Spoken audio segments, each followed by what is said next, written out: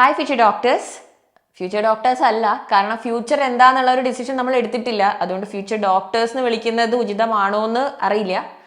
നിങ്ങളിപ്പം +2 എക്സാം ഒക്കെ എഴുതാനായിട്ടുള്ള ഒരു പ്രിപ്പറേഷനിൽ ഇരിക്കുകയാണല്ലോ. അപ്പോൾ എക്സാമിന് ടെൻഷനിലായിരിക്കും അല്ലേ? കുറേ പേർക്കൊക്കെ മോഡൽ എക്സാം ഒക്കെ കഴിഞ്ഞിട്ടുണ്ടാകും. ഇനി അങ്ങോട്ട് എന്താണ് എന്നുള്ളത് തീരുമാനിച്ചിട്ടുണ്ടാവില്ല. പിന്നെ മോഡലിൻ്റെ മാർക്കൊക്കെ കണ്ട് ഡിസപ്പോയിൻറ്റഡ് ഒക്കെ ആയിട്ട് ഇരിക്കുകയായിരിക്കും കുറേ പേര്. അതൊന്നും കുഴപ്പമില്ല. ബോർഡ് എക്സാമിനൊക്കെ നല്ലപോലെ പ്രിപ്പയർ ചെയ്യുക. അപ്പോൾ അത് കഴിഞ്ഞ് എന്താണെങ്കിലും ഈ മെഡിക്കൽ എഞ്ചിനീയറിംഗ് എൻട്രൻസിലേക്ക് ഫീൽഡിലേക്ക് വരാനുള്ള താല്പര്യമുള്ള കുട്ടികളാണെങ്കിൽ നിങ്ങൾ തീരുമാനിച്ചിട്ടുണ്ടാകും നീറ്റ് JEE ഒന്ന് എഴുതി നോക്കാം. കാരണം എല്ലാവരും +2 സയൻസ് എടുത്തിരിക്കുന്ന കുട്ടികളൊക്കെ ചെയ്യുന്ന ഒരു കാര്യമാണ് നീറ്റും JEE എക്സാം എന്താണെങ്കിലും ഒന്ന് എഴുതി നോക്കാന്നുള്ളത്. അപ്പോൾ ഞാൻ നിങ്ങളോട് പറയാൻ ഉദ്ദേശിക്കുന്നത്, നിങ്ങളിപ്പോൾ എഴുതാൻ പോകുന്ന എക്സാം ബോർഡ് എക്സാം കഴിഞ്ഞ് നിങ്ങൾ നീറ്റോ JEE എഴുതുന്നു.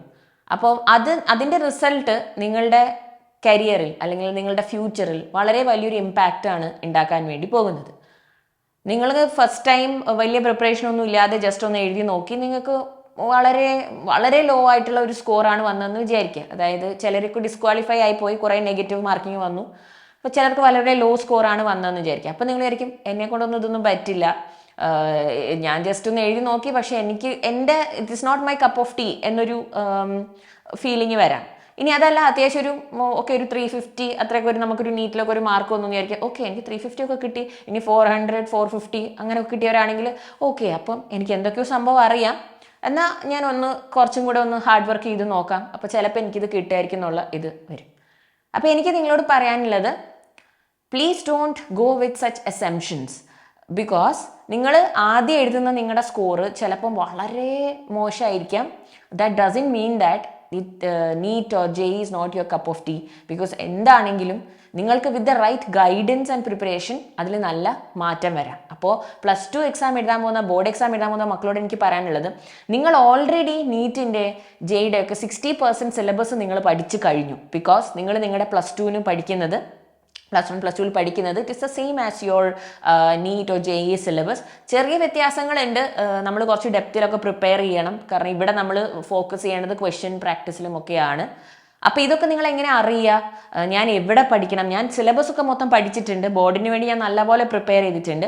പക്ഷേ നീറ്റിനും JEEക്കും ഞാൻ എങ്ങനെ പ്രിപ്പയർ ചെയ്യണം, ഞാൻ ഏത് ഏരിയയിൽ ഫോക്കസ് ചെയ്ത് പഠിക്കണം, എങ്ങനെ ഞാൻ എൻ്റെ എക്സാമിനെ പ്ലാൻ ചെയ്യണം? ഫസ്റ്റ് ടൈം ജസ്റ്റ് ഒന്ന് എഴുതി നോക്കാൻ പോകുന്നതാണെങ്കിലും if you go with the right guidance it's going to really help you. അപ്പോൾ ഇനി +2 എക്സാം കഴിഞ്ഞ് നിങ്ങൾ ജസ്റ്റ് ഒന്ന് എഴുതി നോക്കാൻ പോവുകയാണെങ്കിൽ വെറുതെ പോവാതെ നമ്മുടെ ക്രാഷ് ഉണ്ട്, അപ്പോൾ ക്രാഷ് കോഴ്സിൽ ജോയിൻ ചെയ്യാം. അത്യാവശ്യം നല്ല ഗൈഡൻസും എൻറ്റയർ സിലബസിൻ്റെ ഒരു റിവിഷനും, ആ ഒരു 3 മാസക്കാലം നിങ്ങൾ എന്താണെങ്കിലും ഞാൻ ഇനി എന്ത് ചെയ്യണമെന്ന് ആലോചിച്ച് തീരുമാനങ്ങളൊക്കെ എടുക്കുന്ന ഒരു സമയമായിരിക്കുമല്ലോ. നിങ്ങളൊരു വെക്കേഷനൊക്കെ എടുക്കാൻ പ്ലാൻ ചെയ്തൊരു സമയമായിരിക്കും. ആ ഒരു വെക്കേഷൻ നമുക്ക് ഈ ഒരു പ്രിപ്പറേഷന് വേണ്ടി യൂട്ടിലൈസ് ചെയ്യാം. പിന്നെ അതിനുശേഷം നിങ്ങൾ എഴുതി നിങ്ങളുടെ സ്കോർ നല്ലതായി വന്നു പൊട്ടയായി വന്നു നമ്മൾക്ക് അറിയില്ല എന്താണെന്നുള്ളത്.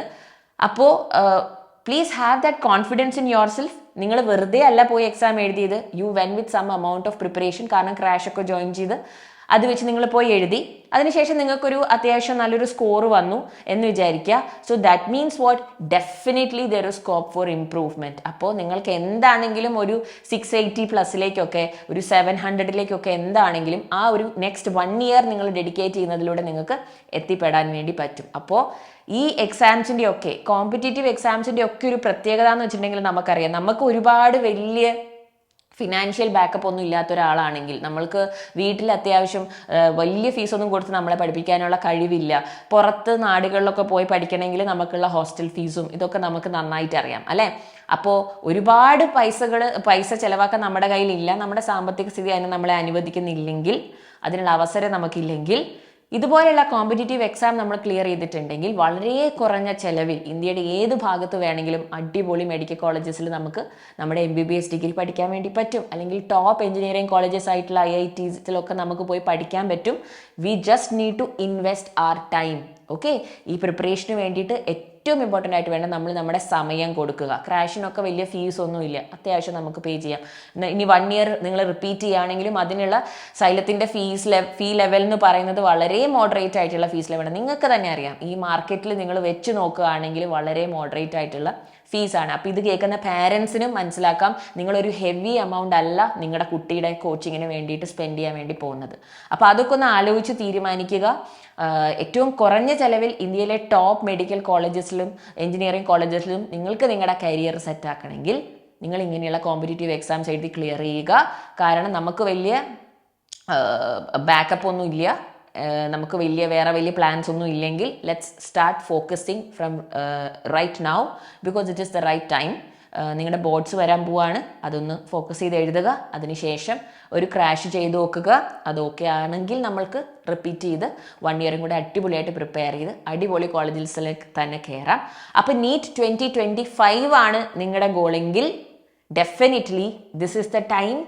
Makeup your mind. ഒരു ഡിസിഷനൊക്കെ നമുക്ക് എടുത്തു വെക്കേണ്ട സമയമായി. കാരണം ക്രാഷിൻ്റെ അഡ്മിഷൻസ് നമ്മൾ നടന്നുകൊണ്ടിരിക്കുകയാണ്. അതുപോലെ നീറ്റ് 2025 എനിക്ക് എഴുതി നോക്കണമെന്നില്ല, എഴുതി നോക്കാം. പക്ഷെ എന്താണെങ്കിലും ഞാൻ 1 വർഷം ഫുള്ള് പ്രിപ്പയർ ചെയ്തിട്ട് നല്ല സ്കോർ തന്നെ ഞാൻ മേടിക്കുമെന്ന് നിങ്ങൾ തീരുമാനിച്ചിട്ടുണ്ടെങ്കിൽ 1 ഇയർ പ്രിപ്പറേഷനിലേക്ക് പ്രോപ്പർ ഗൈഡൻസ് നമ്മളിവിടെ തരുന്നത് നിങ്ങൾക്ക് കംപ്ലീറ്റ് ഗൈഡൻസ് ആണ്. വീട്ടിൽ നിന്ന് ഇനി പഠിച്ച് ശരിയാവുന്നില്ലെങ്കിൽ നമ്മുടെ ഹൈബ്രിഡ് സിസ്റ്റത്തിലേക്ക് വരാം. ഹോസ്റ്റലുകളുണ്ട് നമുക്കിവിടെ, എല്ലാ സൗകര്യങ്ങളും പ്രോപ്പർ സ്റ്റഡി മെറ്റീരിയൽ തരുന്നുണ്ട്, ഡൗട്ട് ക്ലാരിഫിക്കേഷൻ എല്ലാ രീതിയിലും. ഒട്ടും ബേസ് ഇല്ലാതെ ഡിസ്ക്വാളിഫൈ ആയിപ്പോയ ആളുകൾ വരെ ഇന്ന് നമ്മുടെ സ്റ്റുഡൻസ് അടിപൊളി ടോപ്പ് മെഡിക്കൽ കോളേജസിൽ അവരുടെ ഡിഗ്രീസ് ചെയ്തുകൊണ്ടിരിക്കുകയാണ്. അപ്പോൾ ഡിസ്ക്വാളിഫൈഡിൽ നിന്നും നല്ലൊരു മെഡിക്കൽ കോളേജിൽ എത്താമെങ്കിൽ ഡെഫിനറ്റ്ലി എൻ്റെ മക്കൾ makeup your mind and welcome to Xylem. Simply that's what I want to tell you.